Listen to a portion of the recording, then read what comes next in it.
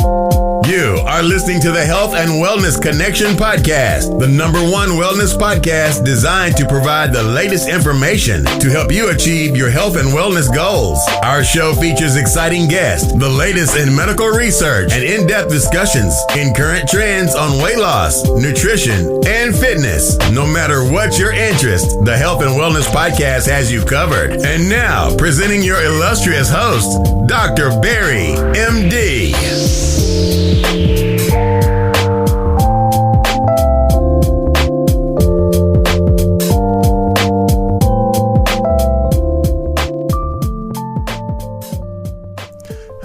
Hello, and welcome to the latest episode of the Health and Wellness Connection.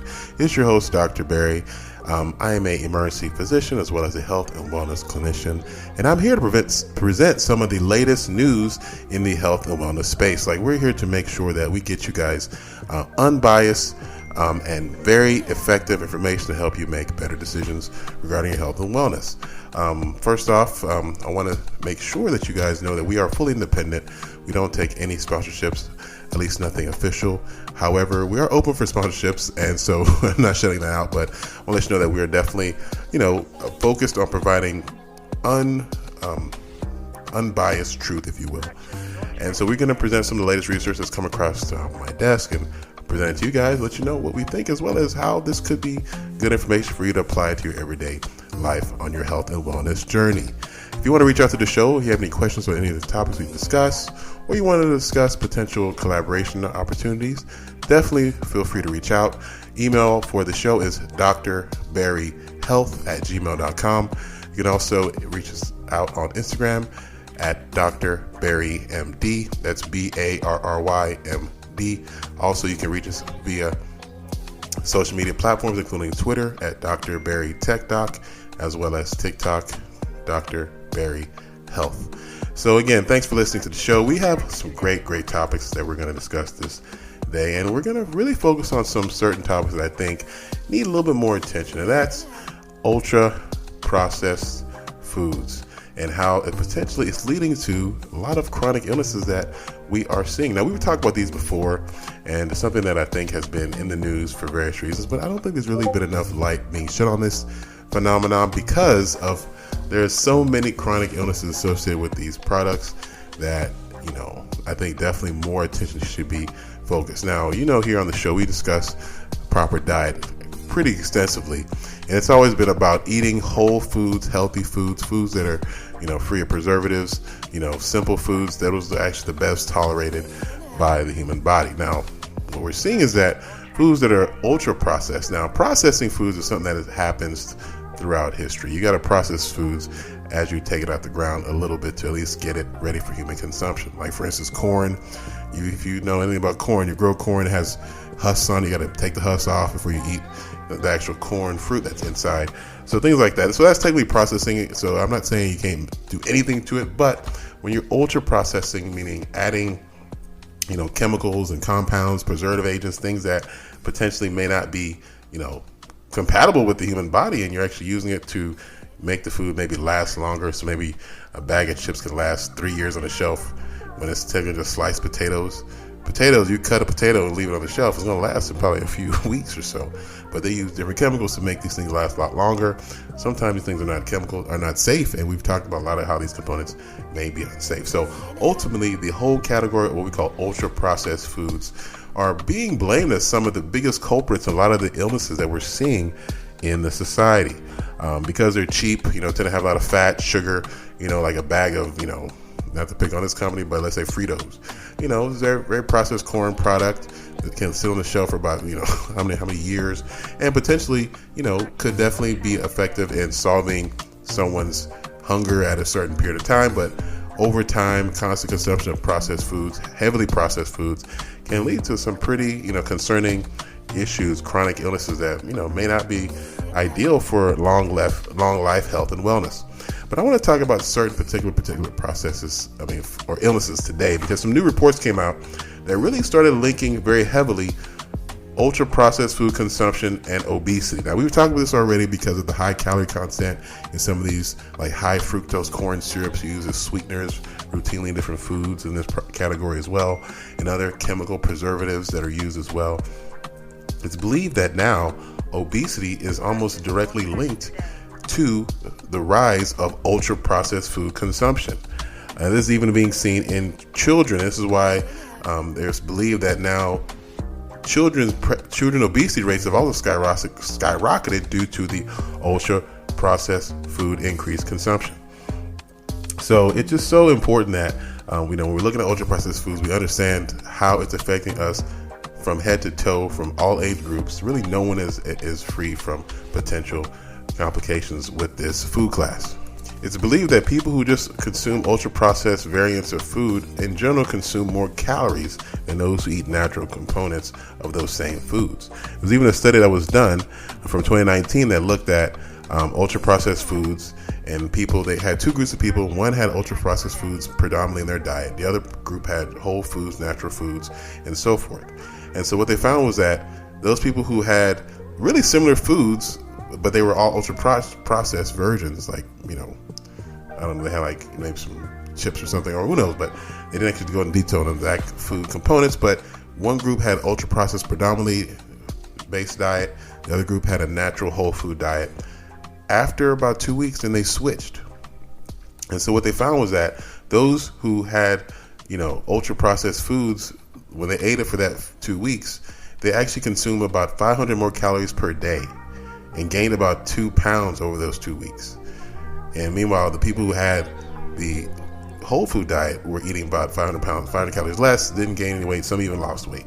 So it's clear that ultra-processed foods, just as far as per gram of food compared to the whole food, you're getting more calories in every bite. So that's already an issue just for obesity. And that's actually the lucky people who just get obese from ultra-processed food consumption.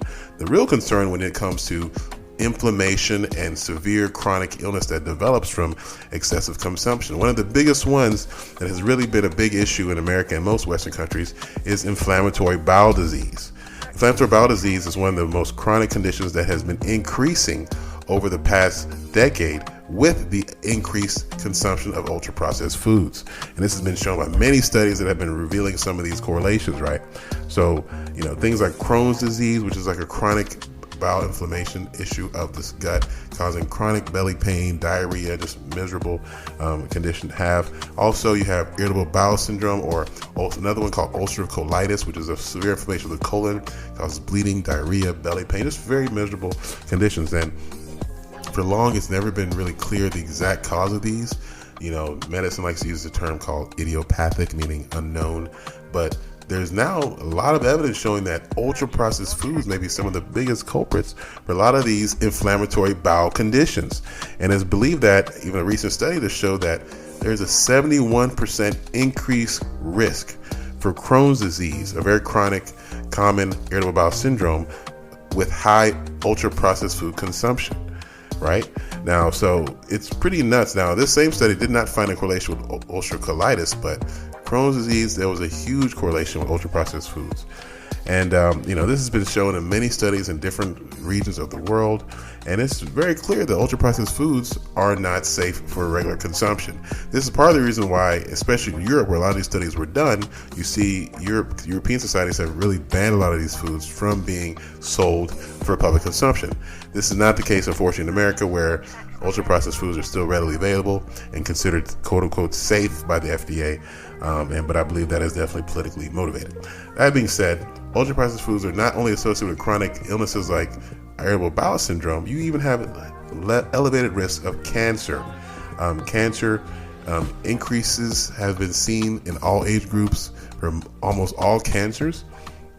And it's been found that, high intake of ultra-processed foods were associated with an increased risk of colorectal cancer and pancreatic cancer specifically. There's also another group of studies that looked at cancer all along the GI tract. All of them were associated with ultra-processed food consumption. So ultra-processed foods are definitely not something you want to consume. You want to reduce those as much as possible. I would say definitely avoid like all the extremely sugary prepackaged snacks, high-fat, salty snacks, things that are designed to, be sitting, really anything, unfortunately, in the middle of the aisle in your grocery store. Now, that being said, those things on the periphery, the fresh fruits and vegetables, are sometimes bathed in, pesticides. So you want to make sure you're taking care of yourself, washing those thoroughly before consuming those. So really, it's got to be safe, guys. Maybe farmers markets are also a great idea as well. If you're getting access to a farmers market where they have fresh fruits and vegetables, local growers, even people who make, local products, and they make it in a safe, clean environment, and, they're making it in a way that is sustainable. Those are probably some of the best options. And, hopefully many of you have access to a farmer's market or a natural market that you can get those clean, natural, whole food options. So either way, ultra processed foods are definitely something we should be watching and keeping an eye on. I have, a special actually show coming up with a good friend of mine who's one of the leading people in this area discussing some of these, ultra processed foods. And we're going to talk more detail on a future show. But yes, definitely want to keep an eye out on consumption, guys, of ultra processed foods. Now, moving on. There's a new study showing how physical activity may be helpful in warding off inflammatory bowel disease. So, another chronic condition, inflammatory bowel disease that we just discussed. We do know that things like ultra-processed foods can trigger these conditions, but now, there's new studies showing that physical activity can help reduce it. Now, we know physical activity is essential in helping the body reduce stress. It also helps, when, you exercise muscles, endorphins are released. These things also help reduce, tension, reduce stress, can help reduce inflammation as well. In addition to sleep, in addition to drinking water, it's not really hard, guys, to keep inflammation in check. Doing things you're supposed to do, sleeping well, getting enough water intake, working out, physical activity. All these things are designed to help the body kind of fight inflammation, fight kind of stress hormones and things like that can cause issues. So it's not surprising that physical activity can help reduce stress-related conditions like irritable bowel syndrome. So this study here was actually conducted in New Zealand by Dr. Ho Tan Tiong at the Department of Gastroenterology and Christchurch Hospital. So again, international show, guys. We get research from everywhere. But anyway, so they looked at a group of people who had ulcerative colitis as well as those who had Crohn's disease, and they had, the separating the groups of those who worked out extensively and those who kind of were more sedentary, didn't like to work out. And they found that those who actually were physical and had a lot of physical activity had a 22 and 38% reduced risk of developing Crohn's flare-ups and other ulcerative colitis flares. Now, this actually effect of physical activity was more effective for Crohn's patients. The patients with ulcerative colitis had a little less of an effect, meaning that only 13% actually had improvement in their symptoms. So ulcerative colitis is not as heavily linked to this phenomenon of, stress and other potential, food correlations like Crohn's disease does. But ultimately, they both are fairly similar in their disease process. So they're usually linked together a lot of times in different studies. So ultimately, we do know that people who consume certain foods that the body does not tolerate well are usually associated with developing Crohn's. Now, those who don't have Crohn's, you still have a lot of GI problems, constipation, diarrhea, chronic pains, things like that. So this kind of manifests different ways in different people, but those who suffer the most tend to go on to develop these critical or chronically, chronic inflammation issues like Crohn's disease. So ultimately, physical activity, if it improves these, this is, I think, a huge boon, number one, to those who do suffer these conditions to help them manage their symptoms. But it also lets us know that there's some direct benefit in working out and physical activity in helping reduce stress, reduce inflammation, and reduce some of these conditions that are associated with these, with these conditions. So I think, guys, if you're working out regularly, you're doing yourself a great service, preventing inflammation, reducing long-term illness. So definitely want to keep that up. All right, guys, so the next study talks about high olive oil consumption and it being associated with significant decreased risk for dementia-related mortality. So we know olive oil is one of the greatest substances on earth. I talk about it a lot on this show. Why, you ask? Well, it's delicious, number one, especially if you get the proper, preparations. I'm a big fan of, Mediterranean sources. So you got your store that sells, anything made, ideally, not that you can get great American made as well, or even, really any country. It's made all over the world. I'm just I guess I'm being a snob here, but Italian made olive oil is the best, but you don't definitely need only Italian. You can get anywhere, be it, your local farm, grocery store, but you want extra virgin olive oil. That's usually the one that has the most antioxidants, the most nutrients typically, so they tend not to process it as much. Some of the more kind of heavily processed olive oils, they strip those nutrients out during the processing process. So you don't want that, obviously. Now, olive oil is great for eating. Put it on salads, put it on sandwiches, put it on really any dish, and just kind of give it a little more, flavor and fat content there. However, it's something that is been highly touted in many diets, especially the Mediterranean diet, but now you see studies showing specifically the direct benefit it's having in reducing inflammation as well as inflammation-related disorders. So this study looked at 92,000 people that consumed at least 7 grams of olive oil a day, right, about half a tablespoon. They found that these people who had this condition had a 28% lower risk for dementia. So that's huge, guys. Dementia is one of those conditions where you essentially lose your ability to have cognitive brain function. You don't retain memories. It's readily believed to be caused by, inflammation, chronic inflammation of the brain over time, as well as potential, strokes and decreased blood flow, and just brain injury over time, and leads to this kind of decline. So things that help reduce inflammation, that help reduce brain injury, it's been shown that it can be helpful in reducing dementia. I think we've talked about this in previous shows, how some other studies show how physical activity can help reduce dementia, protein intake, things that can help reduce dementia. A lot of them are associated, again, with anti-inflammatory behaviors. So I think reducing the dementia is so important, and something we should all be also looking at doing as part of our health and wellness journey. And olive oil, I think, is a great way to help with that fight by consuming it regularly to help reduce those inflammatory episodes and promote more antioxidants in the body to help reduce inflammation overall, which will help reduce, I think, dementia and other chronic illnesses. So again, this study really showed that olive oil, was a great way to reduce that risk of developing dementia. And they only did this with just 1 teaspoon a day. So most people consume way more fat than that. So I think that's something that people should really consider adding to their diet, as far as a spoonful of olive oil to help reduce, dementia and things like that. All right, so another study that interested me came courtesy of CNN. It looked at nightmares and whether or not they could be potentially linked to flare-ups of chronic illnesses. This also is part of this whole kind of autoimmune thing we're seeing lately, as far as some data showing that how autoimmune illnesses affect essentially every organ in the body. You have inflammation that can hit any organ. We just talked about irritable bowel syndrome. That's inflammation of the gut. You also have things like psoriasis and eczema, which is inflammation of the skin. You have inflammation of the lungs, which is typically asthma, where you have these flare-ups and there's severe inflammation causing tightness, squeezing of the bronchioles, causing wheezing and so forth. So inflammation is really a critical issue that we're really fighting with on a daily basis as part of the health and wellness journey. So nightmares, it's believed that nightmares potentially could be linked to inflammation in the brain, because there's some concern that if there's some increase in inflammation, like people who have particularly chronic inflammatory conditions like rheumatoid arthritis or lupus, which is inflammation of the blood vessels, and rheumatoid arthritis, inflammation of the joints and things like that. All these kind of processes have similar, similar things that are triggering them.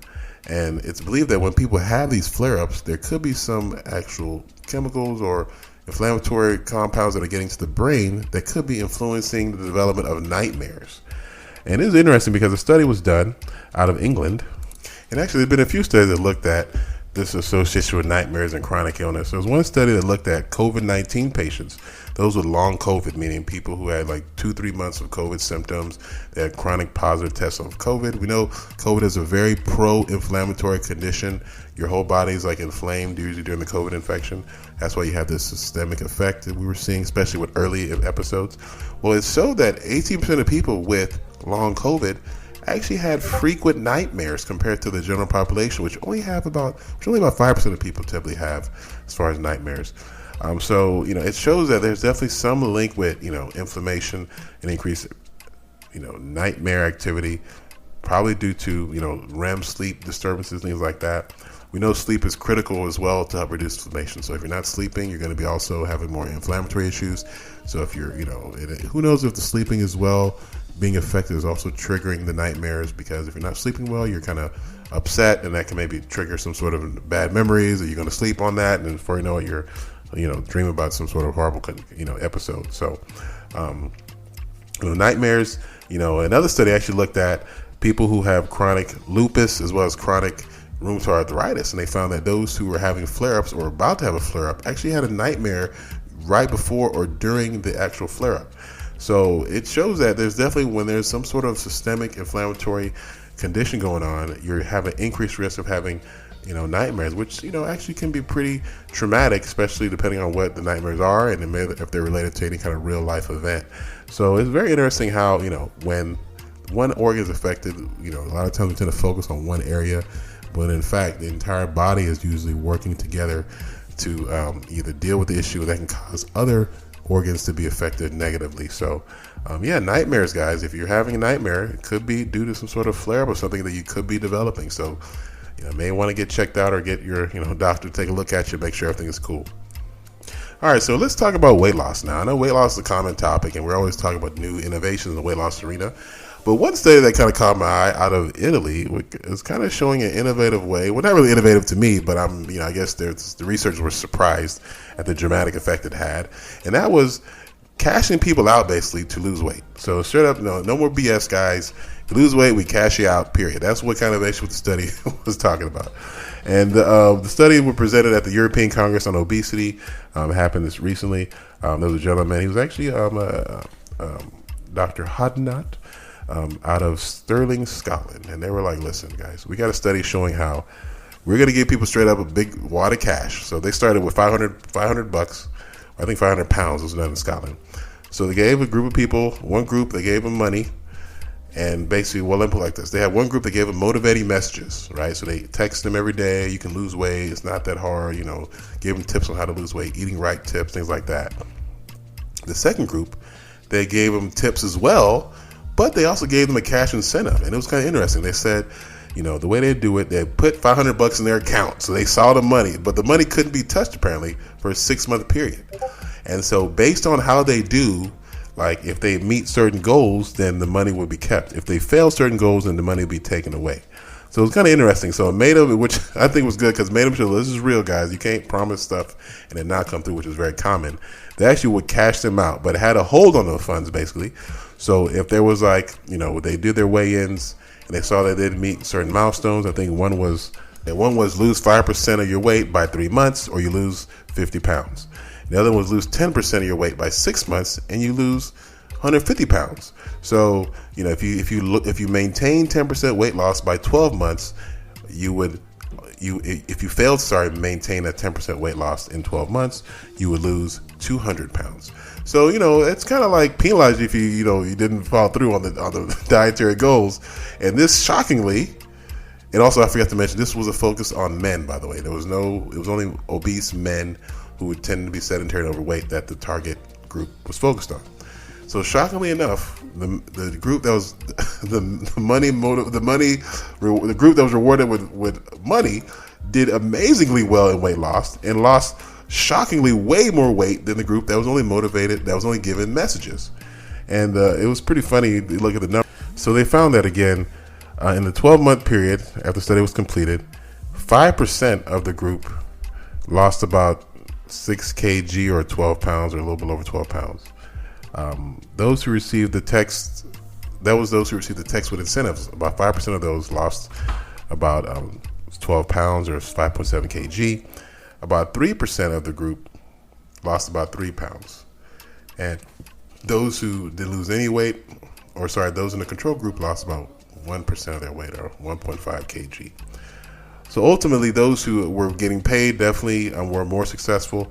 The average payout for those who did lose weight was about $162 or 128 pounds. So very few people actually lost, the weight, meaning 10%. To get all the money, had to lose at least 10% of their body weight and keep it off for 12 months. That apparently was very difficult for those. Even those with the incentives couldn't measure up and keep that. Only a handful of those actually did get the entire payout. But overall, though, 62% of those who were in the financial group lost weight, versus those who were in the non-payout group. Only a small percentage, like 5%, lost weight. So ultimately, it was definitely, it showed that people who get payouts or have some sort of incentive to lose weight, can actually lose weight. Now, people who really know what's going on know that losing weight in itself has so many benefits. The payout really shouldn't matter, because you get paid out with a longer lifespan. So that's a little more valuable in my opinion. But, if you needed an immediate incentive for those who are maybe unsure, other ways to motivate people, this could be something that could be looked into as well, because ultimately I think the money is going to be spent regardless, especially if they're not losing weight or getting more unhealthy. They're going to be paying higher hospital bills, more medication money. So, if the insurance company maybe cashes people out to lose weight, that could probably be better for the bottom line. A lot of benefits, I think, as far as making people incentivized to lose weight. Currently the, shame and public embarrassment, while have maybe somewhat effective, it's not really, I think, the overall best strategy. Finding ways to incentivize people to be healthy, lose weight, education, I think is going to be another big thing as well. And people understand the benefits of, healthy weight and weight loss. You would probably see more people trying to ensure proper weight. So, I'm going to, keep up the push here. Hopefully we'll find a way to, get insurance companies to get people to be more motivated and help them meet their goals. All right, guys. So another study on Ozempic or semaglutide is showing that people who actually are taking this, weight loss injection that's kind of taking over the world, actually, as far as weight loss goes, they're saying that people actually can lose weight on really any dose of the medication. You don't really need to be going up or changing it like it's being doing. Like currently, semaglutide is a weight loss injection that people take once a week. It was initially designed to treat patients who had trouble with blood sugar management, because it helps patients keep the blood sugar lower, reducing diabetic complications. However, people have been losing weight on this medication as well due to its weight that it metabolizes the body and reduces insulin dependence, or resistance, I should say. Therefore, weight loss people have taken it and ran with it. You see weight loss now being one of the main uses for this medication. But one thing that has been done typically when people start this medication is that they typically go up on the dose every week, similar to the way it's used for diabetics. Well, it's been found that people who are just using it for weight loss who are not diabetics can actually do well with simply the lowest dose of the medication and not actually going up. And a study came out recently that showed how it was just as effective. Now, this study occurred in Italy, and they looked at folks who were on a weight loss program for about 6 months, right? So they had lifestyle changes. They were actually, doing their physical activity, working out, followed by a doctor, Dr. Gudenbergsen, out of Copenhagen, Denmark. I said Italy. It actually was in Denmark. The study was done. So they looked at patients who were on a weight loss program, and they used about a third of the suggested dose. So they actually had them on, I think, 0.1. Well, the dose is not important, but they had them on a third of the suggested dose. So those who were started the study, they were on this for 6 months, and they followed them and making sure that if they had side effects, they were being managed, tell them how to eat right. Because with this treatment, you have to learn how to eat properly. You can't go and eat anyhow and taking this medication. You will put yourself in trouble. You're eating a lot of fiber, a lot of fruits, drinking a lot of water.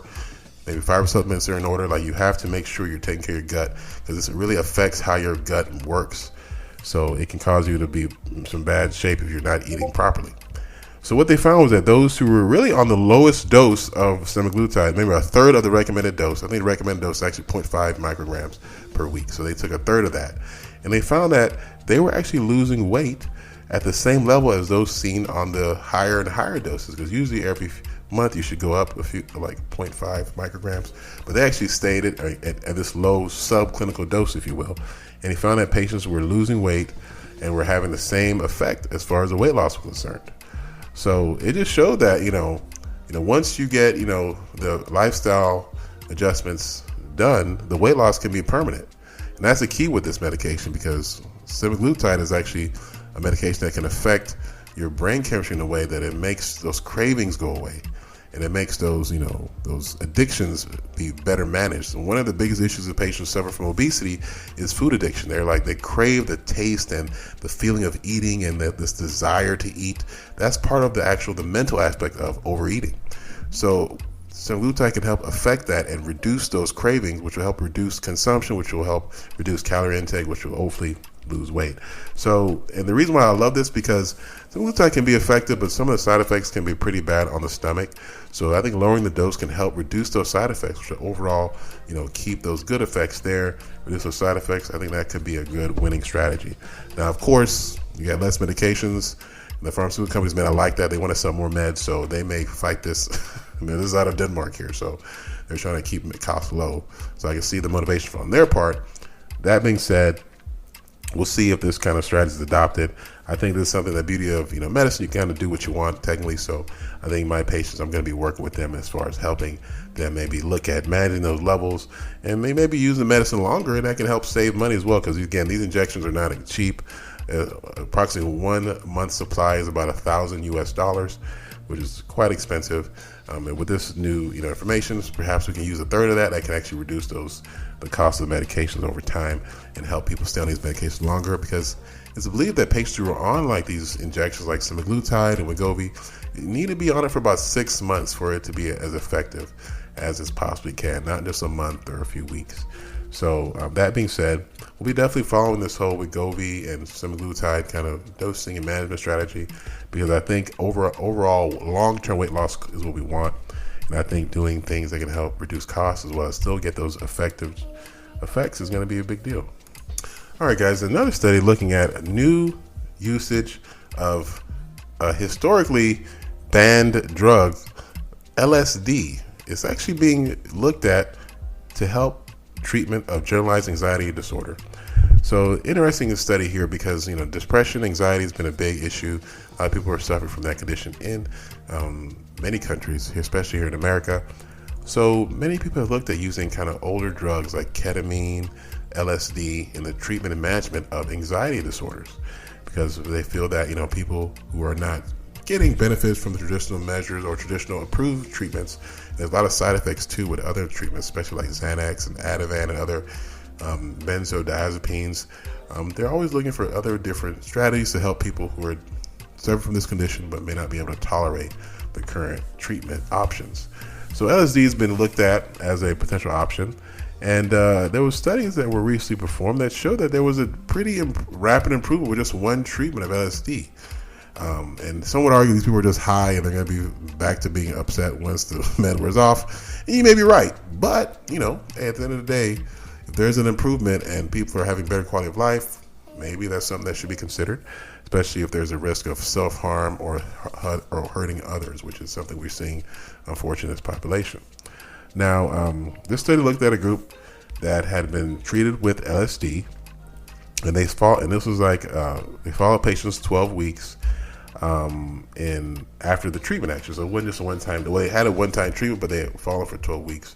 They found that out of the people who were treated, 65% had a clinical response that was positive from their general anxiety disorder issue, and they found that those had sustained improvement almost 12 weeks out from the initial treatment. Again, one-time treatment.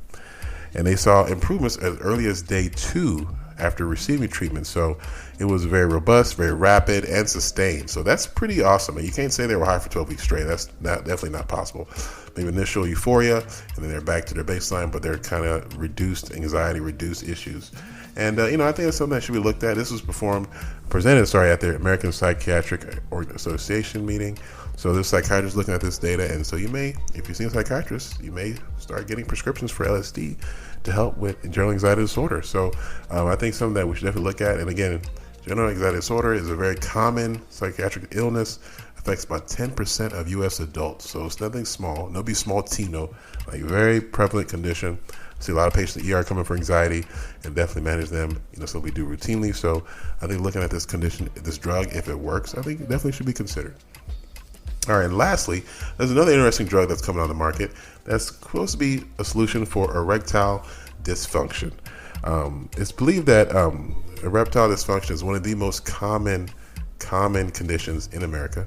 Erectile dysfunction is something that is basically, in the street way of saying it, man just can't get it up, you know what I'm saying? So, now, again, it's not something to be joked around with, because it's actually very serious. It can be very, debilitating and cause a lot of mental issues, especially depression, anxiety, performance anxiety, all that stuff. So erectile dysfunction is actually a multi-billion-dollar industry. I'm sure you guys have seen the Cialis commercials, Viagra commercials, all these sex-enhancing, herbs and various concoctions being pushed on you at various locations.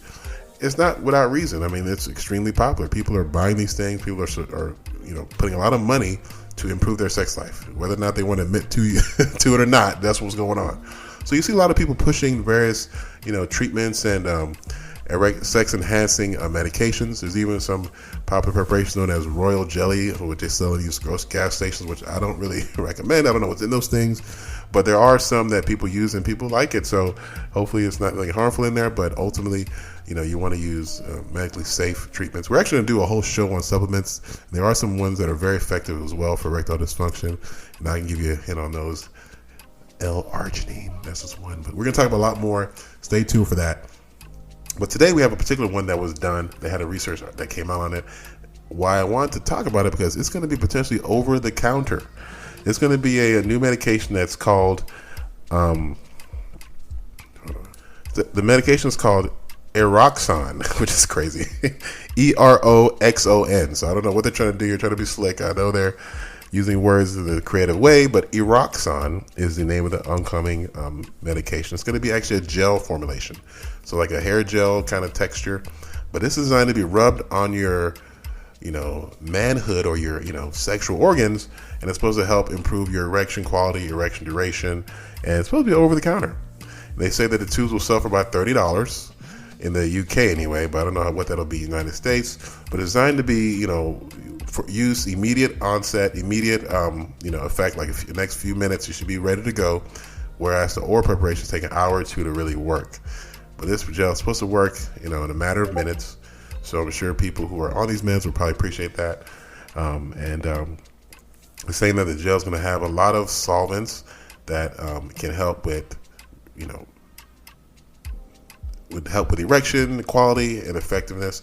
So they say that safe is going to be safe for over-the-counter use, and it will probably be very popular, especially if it works. So ultimately, these guys are working on releasing this out. This is actually being done with the American Urological Association, or it was presented there recently at a meeting. So urologists are now kind of seeing this stuff, and they're looking at getting it approved by the U.S. it has been approved, by the U.S. Food and Drug Administration. So you're going to see it pretty soon on store shelves, or over-the-counter store shelves. And it's believed that it will work. Now, the study was done to make sure, it was effective. This is now done by the company, so that has to be taken into consideration. But those who use the drug, 250 males were in the study, use it over 12 weeks, and they use that versus the typical oral medications that do this. They're known as phosphodiesterase inhibitors, which help with erection performance as well. And they found that those who were on the gel got erections in 10 minutes or less versus the 2 hours and so forth that you had in the other group. So overall, people had it, used it, were satisfied, it was well tolerated. It seems like it's going to be fairly well successful when it's released. So there's another option for erectile dysfunction, and this is, again, another prescription option. There are actually a lot of natural options as well. We're going to talk about those as well in a future show. So ultimately, it's going to be interesting, summer, actually. And the release date, I'll let you guys know if I get more data, but you may see the commercials anyway, so I'm sure they'll let you know when it's ready to go. So ultimately, stay safe, guys, out there. A lot of issues causing problems, including inflammation. We got a lot of shows on inflammation coming up, guys. I want to talk about that more, so stay tuned for that. Thanks for tuning in and bear with me. We got a lot of great content, a lot of great things on the horizon, guys. Hopefully you appreciate the show. If you have any questions or concerns, please, feel free to reach out. Dr. Barry Health at gmail.com. And looking forward to hearing from you guys. That is all. Peace. Thank you for listening to the Health and Wellness Connection podcast and radio show. For more information on ways to get healthy, please check us out. www.anchor.fm/HW Connection. Here you can re-listen to the show, check out older shows, and even further support the show by becoming a subscriber to the podcast. Please check us out today. Again, that's anchor.fm/HW Connection. And also, don't forget to follow Dr. Barry on Instagram at drbarrymd. Until next time, stay healthy.